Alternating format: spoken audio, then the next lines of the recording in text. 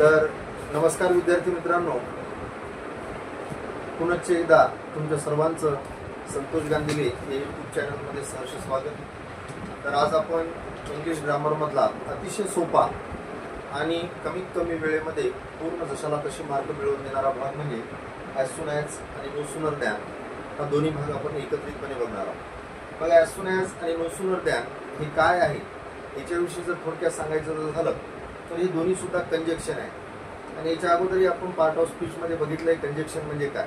तर कंजक्शन म्हणजे दुसरं तिसरं काही नसून दोन नाम, दोन सर्वनाम, दोन वाक्य, दोन पोटवाक्य यांना एकत्रित जोडणारा जो शब्द असतो त्याला कंजक्शन म्हणतात किंवा मराठीमध्ये त्याला उभयान्वी अव्यय म्हणत असतात। तर ॲज सून ॲज आणि नो सूनर दॅन या कंजक्शनचा वापर नेमका कधी करत असतात याच्याविषयी जर थोडक्यात जर सांगायचं झालं तर लागोपाठ घडणाऱ्या दोन घटना एकत्रितपणे जोडण्यासाठी आपण ॲज सून ॲज आणि नो सूनर दॅनचा वापर करत असतो। बघा, लक्षपूर्वक आहे का, मी काय सांगितलं तुम्हाला, लागोपाठ घडणाऱ्या घटना म्हणजे पहिली घटना घडते ना घडते की लगेचच दुसरी घटना, अशा जर दोन घटना एकत्रितपणे जर घडत असतील तर आणि तरच आपण ॲज सून ॲज आणि नो सूनर दॅनचा वापर करत असतो। आता लागोपाठ घडणाऱ्या घटना म्हणजे एखादी घटना घडली ना घडली की लगेच घडली पाहिजे, नाहीतर काय करतात, मला सर्दी झाली, आता का झाली जर विचारलं तर ते काय सांगते, मी गेल्या वर्षी मामाच्या पोराच्या लग्नात बर्फ खाल्ला होता। आता गेल्या वर्षी मामाच्या पोराच्या लग्नात बर्फ खाल्ला ना, आज सर्दी झाली, असं होऊ शकते का? नाही। तर घटना ताबडतोब घडल्या पाहिजे। आता याकडे दोन घटना दिल्या आहेत मी, बघा, पहिली सांगितले द एक्झामिनेशन वॉज ओव्हर म्हणजे परीक्षा संपली होती, आणि दुसरी घटना सांगितली द चिल्ड्रन वेंट होम, मुलं घराकडे गेले। आता या दोन घटना आहेत, बरोबर आहे, त्या लागोपाठ घडलेल्या घटना आहेत। कशा घडलेल्या आहेत का, म्हणजे परीक्षा संपली होती आणि मुलं घराला गेली होती। आता याच्यातल्या या दोन घटना जरी असतील तर सगळ्यात महत्वाची गोष्ट, ज्यावेळेस तुम्हाला या ठिकाणी ॲज सून ॲजचा वापर करायचा असतो त्यावेळेस या दोन घटनेपैकी कुठली घटना अगोदर घडली आणि कुठली घटना नंतर घडली हे सगळ्यात महत्वाचं असतं। अशा पद्धतीच्या तुम्हाला दोन घटना दिलेल्या असतील आणि कंसामध्ये सूचना असेल यूज ॲज सून ॲज। बघा, अतिशय सोपं आहे, काही डोकं लावायची गरज नाही, काहीच नाही, फक्त दिलेल्या दोन घटनेपैकी कुठली घटना अगोदर घडली हे बघायचे। त्याच्या अगोदर काय करायचं, तुम्हाला यूज ॲज सून ॲज म्हटलं की लगेचच अगोदर ॲज सून ॲज द्यायचं, ॲज सून ॲज दिला ॲज सून ॲज। त्याच्यानंतर ह्या ज्या दोन घटना दिल्या होत्या त्यापैकी पहिली घटना कुठली घडली असेल रे, द एक्झामिनेशन वॉज ओव्हर परीक्षा संपली होती, द चिल्ड्रन वेंट होम आणि मुलं घराला गेले होते। अगोदर मुलं घरात जातील का अगोदर परीक्षा संपल? अगोदर परीक्षा संपल, परीक्षा संपल्याच्या नंतर मुलं घराला जातील, म्हणजे पहिली घटना अगोदर घडली। आणि एक गोष्ट लक्षात ठेवा, अशा पद्धतीनं क्रमवार घटना दिलेल्या असं सांगता येत नाही। कधी कधी दुसऱ्यांदा घडलेली घटना अगोदर दिली जाते किंवा अगोदर घडलेली घटना दुसऱ्यांदा दिली जाते, ते आपल्याला व्यवस्थित फक्त ओळखायचं, बाकी ॲज सून ॲज मध्ये काही डोकं लावायचं नाही। हा लक्षात काय करायचंय, सर्वप्रथम ॲज सून ॲज लिहायचं। ॲज सून ॲज लिहिल्यानंतर दिलेल्या दोन घटनेपैकी जी घटना अगोदर घडली ती बिलकुल जशाला तशी लिहायची, काही एक बदल करायचा नाही। फक्त बदल काय करसाल, आता हे वाक्य सुरुवातीला स्टार्ट झाल्यामुळं द आपण कॅपिटल घेतलं होतं, इथं मात्र स्मॉल घ्या आणि काय करा, द एक्झामिनेशन वॉज ओव्हर लिहिली आपण जशाला तशी। आता पहिली घटना लिहिल्याच्या नंतर थोडंसं थांबा, गडबड करू नका, आपण पळायचंच करतो। तर पहिली घटना पूर्ण लिहून झाल्याच्या नंतर या ठिकाणी न विसरता कॉमा द्यायचा, याच्या ठिकाणी कॉमा, आणि दुसरी घटना सुद्धा जशाला तशी लिहायची। काय दुसरी घटना, द चिल्ड्रन वेंट ओके। काय अडचण याच्यामध्ये तुम्हाला काही डोकं लावायची गरज आहे? काहीच नाही। काय करायचं आपल्याला ॲज सून ॲज करत असताना, ज्यावेळेस अशा पद्धतीच्या दोन घटना दिलेल्या असतील आणि कंसामध्ये ॲज सून ॲज नावाची सूचना दिलेली असेल त्यावेळेस काहीच नाही, फक्त एवढाच गोष्टीचा विचार करायचा की कुठली घटना अगोदर घडली आणि कुठली घटना नंतर घडली। तर सर्वप्रथम आपण ॲज सून ॲज लिहायचं, त्याच्यानंतर प्रथम घडलेली घटना जशाला तशी लिहायची। प्रथम घडलेली घटना लिहिणं होते नव्हते कीच आपण कॉमा द्यायचा आणि दुसऱ्यांदा घडलेली घटना सुद्धा जशाला तशी लिहायची, बस एवढंच करायचं आणि शेवटी पूर्णविराम द्यायचा की बस आपलं ॲज सून ॲज या ठिकाणी कंप्लीट झालं। आता दुसरा याच्यातला जो प्रकार आहे त्याला आपण नो सूनर दॅन म्हणतो, काय म्हणतो त्याला आपण, नो सूनर दॅन। आता नो सूनर दॅनचा उपयोग कसा करायचा आहे किंवा परीक्षेत प्रश्न कसा विचारला जातो, एकतर अशा पद्धतीच्या दोन घटना तुम्हाला दिल्या जातात किंवा सरळ सरळ ॲज सून ॲजचंही वाक्य दिलं जातं आणि नो सूनर दॅन करायला सांगितलं जातं। जर अशा पद्धतीने जर दोन घटना दिल्या असतील तरी सुद्धा सुरुवातीला आपल्याला नो सूनर शब्द घ्यायचा, काय घ्यायचा, नो सूनर घेतला। आता आपण या ठिकाणी नो सूनर शब्द जर समजा अशा पद्धतीच्या जर दोन घटना दिल्या असतील तर सर्वप्रथम घडलेल्या घटनेमध्ये बघा की एखादं सहाय्यकारी क्रियापद आले का. बघा आता ही जे असं या ठिकाणी दिलेले या ठिकाणी सहाय्यकारी क्रियापद आलेले कुठलं आलेलं आहे वॉज आलेले. याच्या अगोदर सुद्धा बऱ्याचशा वेळा सांगितलं इंग्रजीमध्ये 24 सहाय्यकारी क्रियापद येतं. Am is are was were do does did have has had shall should will would can could may might must dare to need to ought to आणि यूज टू. याच्यापैकी एखादं सहाय्यकारी क्रियापद जर आला असेल तर नो सुनरच्या समोर ते जशाला तसं लिहा. नसल आलं तर आताच त्याचं टेन्शन घेऊ नका, नंतर सांगतो काय करायचं. आपल्याला एक फार घाणागत लागली मग कसं मग काही होणार नाही, काही होत नसतं. अगोदर जे आले त्याचा विचार करायचा. काय करायचंय, अशा जर 2 घटना दिल्या असतील आणि नो सुनर करायला सांगितलं असेल तर सर्वप्रथम नो सुनर घ्या. त्यानंतर 2 घटनेपैकी जी घटना अगोदर घडली त्याच वाक्यामध्ये नंतर घडलेल्या घटनेच्या वाक्यामध्ये शोधून काही फायदा नाही. तर अगोदर घडलेली घटना होती तर एक्झामिनेशन वॉज ओव्हर या वाक्यामध्ये ऑलरेडी सहाय्यकारी क्रियापद आलं होतं.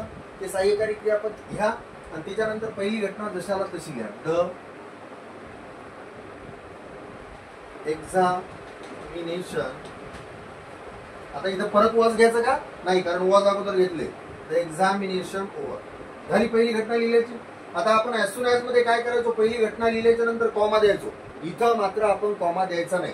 तर काय करायचं, इथं दॅन शब्द वापरायचा आणि दॅन शब्द वापरल्यानंतर दुसरी घटना सुद्धा जशाला तशी लिहायची. The children went home. काही बदल करायचा नाही. किंवा जर ॲज सून ॲजचं जर वाक्य दिलं असेल, नो सुनर करायला सांगितलं असेल तर काय करसाल तुम्ही, हे जे ॲज सून ॲज दिसायले ते ॲज सून ॲज काढून टाका. त्याच्याऐवजी नो सुनर घ्या. घेतला आपण त्याच्याऐवजी नो सुनर. त्यानंतर कॉम्यापर्यंत पहिली घटना तर असतेच, कारण ॲज सून ॲज आपण हे प्रथम घडलेल्या घटनेच्या अगोदर लिहित असतो. तिथपर्यंत शोधा एखादं सहाय्यकारी क्रियापद आले का. बघा द एक्झामिनेशन वॉज आलं इथं सहाय्यकारी क्रियापद. मग काय करायचं, नो सुनरच्या समोर ते घ्यायचं आणि कॉम्यापर्यंतची राहिलेली घटना जशाला तशी लिहायची. त्यानंतर कॉमा काढून टाकायचा. त्याच्याऐवजी कुठला शब्द वापरायचा, द्याना शब्द वापरायचा. त्याच्यानंतर राहिलेली घटना जशाला तशी लिहायची. इतकं सोपं आहे बघा. काही त्याच्यामध्ये डोकं लावायची गरज नाही, काहीच नाही. फक्त एकच लक्षात ठेवायचं की दिलेल्या 2 घटनेपैकी कुठली घटना अगोदर घडले आणि कुठली घटना नंतर घडले. एवढं जरी कळलं तर याच्यामध्ये काही अडचण येणार नाही. आता जर समजा एखाद्या वाक्यामध्ये सहाय्यकारी क्रियापद आलेलं नसलं तर अशा वेळेस काय करायचं आपण, असे 2च काळ आहेत बघा. जर तुम्ही टेन्सचे माझे जर व्हिडिओ पूर्णपणे जर बघितले असतील तर एक सिंपल प्रेझेंट टेन्स आणि सिंपल पास्ट टेन्स हे 2च काळ असे आहेत ज्याच्यामध्ये कुठल्याही प्रकारचं सहाय्यकारी क्रियापद आलेलं नसतं. मग असं जर वाक्य आलं असेल तर काय करायचं, बघा 2 घटना सांगतो.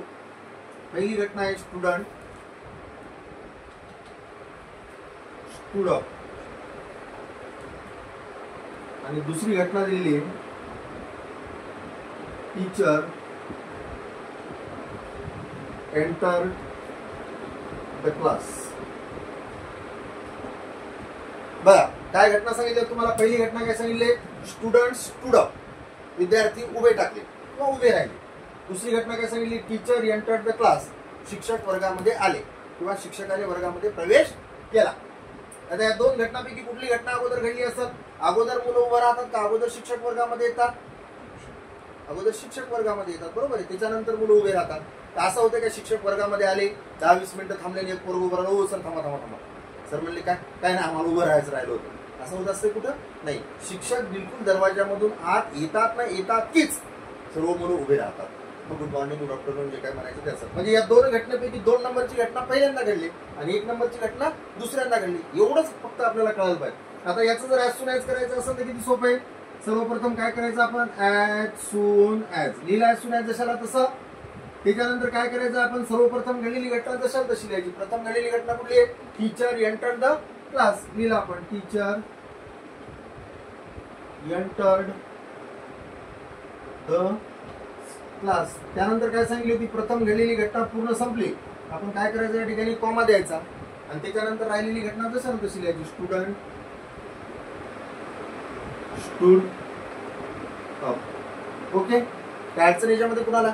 आता बऱ्याच वेळा असे 2 वाक्य नो सुनर ध्यान करताना देत नाहीत, तर ॲज सून ॲजच वाक्य देतात आणि त्याच्यामध्ये नो सुनर ध्यान करायला सांगतात. त्याच्यामुळे आता व्यवस्थित ॲज सून ॲजचं जर वाक्य दिलं असं तर त्याचं नो सुनर ध्यान कसं करायचं लक्षात ठेवा. आता ॲज सून ॲजचं जर ऑलरेडी वाक्य जर दिलं असेल तर एक गोष्ट आपली वाचायली, तुमच्या लक्षात आली का, कुठली गोष्ट वाचायली आपली, कारण ॲज सून ॲज नंतर प्रथम घडलेलीच घटना असते. त्याच्यामुळे कुठली घटना पहिल्यांदा घडली आणि कुठली घटना दुसऱ्यांदा घडली याचा विचार करण्याची गरज पडली का आपल्याला, बिलकुल पडणार नाही. त्याच्यामुळे जर असं ॲज सून ॲजचं जर वाक्य दिलं असेल आणि कंसामध्ये जर सूचना दिली असेल यूज नो सुनर दॅन, तर काय करायचं लक्षात ठेवा. जर अशा पद्धतीने ॲज सून ॲजचं जर वाक्य दिलं असेल तर सर्वप्रथम ॲज सून ॲज हा शब्द काढून टाकायचा आणि बिंदास त्याच्याऐवजी नो सूनर शब्द द्यायचा, त्याच्याऐवजी नो सूनर द्यायचं. त्याच्यानंतर पहिल्याच घडलेल्या घटनेमध्ये फक्त प्रथमच घडलेल्या घटनेमध्ये शोधा की एखादं सहाय्यकारी क्रियापद आले का. आणि प्रथम घडलेली घटना ॲज सून ॲजच्या वाक्यामध्ये कुठपर्यंत असते, फक्त या कॉम्यापर्यंत. या कॉम्यापर्यंत बघा तुम्हाला 24 सहाय्यकारी क्रियापदापैकी एखादी दिसते का. Am is are, was were, do does did, have has had असं काही दिसायला का इथं. फक्त 3च शब्द आले, टीचर, एंटर, द क्लास. याच्यामध्ये कुठेही सहाय्यकारी क्रियापद आलं नाही. जर कुठलंही सहाय्यकारी क्रियापद जर आलं नसेल तर मुख्य क्रियापदापाशी जा आणि बघा ती कितव्या रूपामध्ये. मी याच्या अगोदर सांगितलं 2च काळ असे येतं, एक साधा वर्तमान काळ ज्याचा फॉर्म्युला आहे S plus V1 plus O आणि दुसरा आहे simple past tense S plus V2 plus O. हे 2च काळ असे ज्याच्यामध्ये सहाय्यकारी क्रियापद आले नसतं. उर्वरित सर्व वाक्यामध्ये सहाय्यकारी क्रियापद आलेले असतात. मग आपण मुख्य क्रियापदापाशी गेलो की लगेच कळल ते पहिल्या रूपामध्ये का दुसऱ्या रूपामध्ये. ते जर पहिल्या रूपामध्ये जर असेल तर साधा वर्तमान काळ असेल आणि दुसऱ्या रूपामध्ये जर असेल तर काय असेल, साधा भूतकाळ असेल. 2च काळ असेल. आता एंटर्ड हा शब्द कितवं रूप आहे, एंटर्ड हे दुसरं रूप आहे. दुसरं रूप आहे म्हणजे V2 आहे. V2 आहे म्हणजे सिंपल पास्ट आहे. टेन्सून काय घेणं नाही आपल्याला, फक्त एवढंच ओळख आहे की ते पहिल्या रूपामध्ये का दुसऱ्या रूपामध्ये. ते जर समजा पहिल्या रूपामध्ये जर असेल तर नो सूनरच्या समोर सहाय्यकारी क्रियापद आपल्याला काय घ्यायचं, डू घ्यायचं किंवा डज घ्यायचं. आलं लक्षात. नो सूनरच्या समोर काय घ्यायचं, पहिल्या रूपामध्ये जर इथं जर फक्त एंटर असा शब्द असता ENTER तर आपण काय घेतलं असतं, डू घेतलं असतं. इथं एंटर्स एस किंवा ES जर लागलेला असता तर आपण काय घेतलं असतं, डज. मात्र या ठिकाणी एंटर्ड हा शब्द आलेला आहे त्याच्यामुळे आपल्याला दुसरं रूप जर असेल तर या ठिकाणी काय घ्यायचं, डीड. म्हणजे V1 जर असेल तर डू किंवा डज आणि V2 जर असेल तर काय घ्यायचं आपल्याला, डीड. आता या ठिकाणी V2 आलेले आहे, सेकंड रूप आलेले म्हणून आपण नो सूनरच्या समोर काय घ्यायचं, डीड. आता नो सूनरच्या समोर डीड घेतल्यानंतर टीचर शब्द जसाला तसा लिहिला. इथं मात्र आता एक गोष्ट लक्षात ठेवा, आता इथं डीड घेतलेले, डीड कुठून काढला आपण, या दुसऱ्या रूपातून काढलं. लक्षात. दुसऱ्या रूपातून डीड जर काढलं तर इथं पहिलंच रूप राहत असते. एक गोष्ट लक्षात ठेवा, क्रियापदाच्या कुठल्याही पहिल्या रूपामध्ये जर डीड मिळवलं तर त्याचं दुसरं रूप तयार होत असते. म्हणजे डीड प्लस एंटर, इथं काय लिहायचं होतं, ENTER लिहायचं नुसतं. म्हणजे हे did plus enter is equal to काय होणार आहे, एंटर्ड होणार आहे. इथं जर एंटर्स असतं तर आपण इथं काय घेतलं असतं, डस घेतलं असतं. पण मग इथलं एस किंवा एस काढून टाकलं असतं का नाही आपण, म्हणजे डच प्लस एंटरच घेतलं असतं. मात्र जर या ठिकाणी नुसता एंटर शब्द असतं, त्याला ES नसतं लागलं, ED नसतं लागलं तर ते क्रियापदाचं पहिलं रूप होतं. मग त्यावेळेस मात्र आपण इथे डू घेतलं असतं, त्यावेळेस क्रियापदामध्ये कुठल्याही प्रकारचा बदल करण्याची गरज पडली नसती. हे नीट समजून घ्या. आता लक्षात आलं तुम्हाला. ऑलरेडी जर सहाय्यकारी क्रियापद असेल तर नो सूनरच्या समोर पहिल्या घटनेत तेच घ्या. पण नसेल तर पहिलं रूप जर असेल तर डू किंवा डस घ्या. मात्र डू घेत असताना क्रियापदात काही बदल होणार नाही. मात्र ज्यावेळेस डस घ्यालो आपण ES लागल्यामुळे त्यावेळेस मात्र इथे ES काढून टाका. आणि दुसऱ्या रूपाच्या ऐवजी आपण ज्यावेळेस इथे डीड घेतो त्यावेळेस दुसरं रूप काढून टाकून कितवं घ्यायचं, पहिलं घ्यायचं आणि नंतरचा भाग सुद्धा तशाला तसं घ्यायचं, द क्लास. हे झाल्याच्या नंतर काय करायचं तुम्हाला, हे कॉमा काढून टाकायचा, त्याच्यावरती शब्द काय लिहायचा, डॅन लिहायचा. त्याच्यानंतर राहिलेली घटना जशाला तशी, स्टुडंट.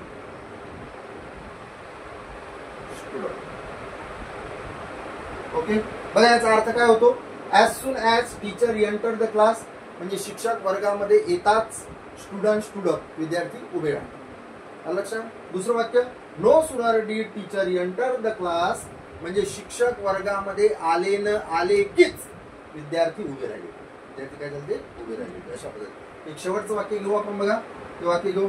बघा पहिली घटना या ठिकाणी दिलेली आहे, चाइल्ड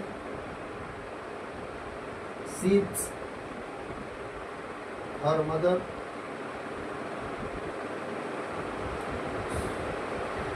his mother, he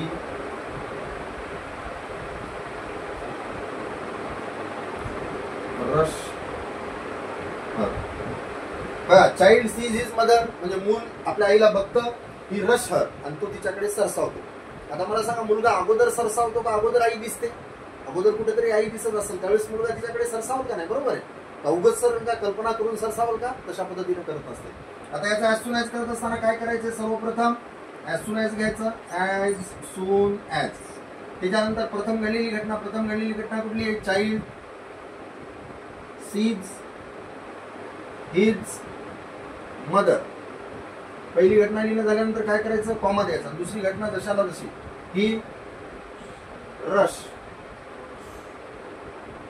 हर, तू तिच्याकडे सरसावला. आता असं वाक्य दिलेलं आहे तुम्हाला नो सूनर करायला सांगितलं. बघा शेवटचं वाक्य व्यवस्थित नीट समजून घ्या. नो सुनर करायला सांगितलेलं आहे आपल्याला, ॲज सून ॲज काढून टाकायचं, त्याच्याऐवजी शब्द घ्यायचा आपल्याला नो सुनर. नो सुनरच्या समोर आपल्याला कंपल्सरी सहाय्यकारी क्रियापद लागतंय, म्हणून कॉम्यापर्यंत प्रथम घडलेली जी घटना आहे त्याच्यामध्ये शोधा की एखादं सहाय्यकारी क्रियापद आले का. आले का? चाइल्ड हे सहाय्यकारी क्रियापद नाही, सीट सुद्धा नाही, हित सुद्धा नाही, मदर सुद्धा नाही. बरोबर आहे. मग असं नसेल आलं तर मुख्य क्रियापदापाशी जा आणि ते बघा पहिल्या रूपामध्ये का दुसऱ्या रूपामध्ये. आता सीज हे क्रियापदाचं पहिलं रूप आहे, पहिलं रूप असून त्याला काय लागलेलं आहे? यस लागलेला आहे. यस लागल्यामुळे इथे डू घ्यायचं का डस घ्यायचा? आता डस घ्यायचं. काय घ्यायचं आपण? डस. पण इथं जर नुसतं सी असतं तर आपण काय घेतलं असतं? डू घेतलं असतं.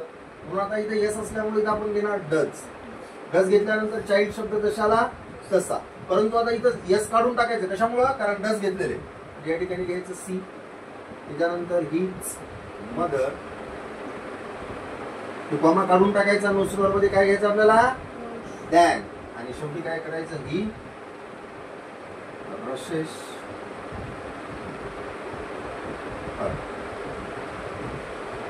तिच्याकडे सरसर.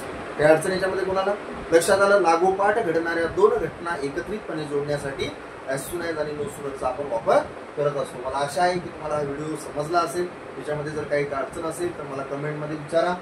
आणि हा जर व्हिडिओ जर तुम्हाला चांगल्या पद्धतीने जर समजला असेल तर आपल्या एज्युकेशन ग्रुपवर किंवा मित्रांमध्ये शेअर करा. धन्यवाद.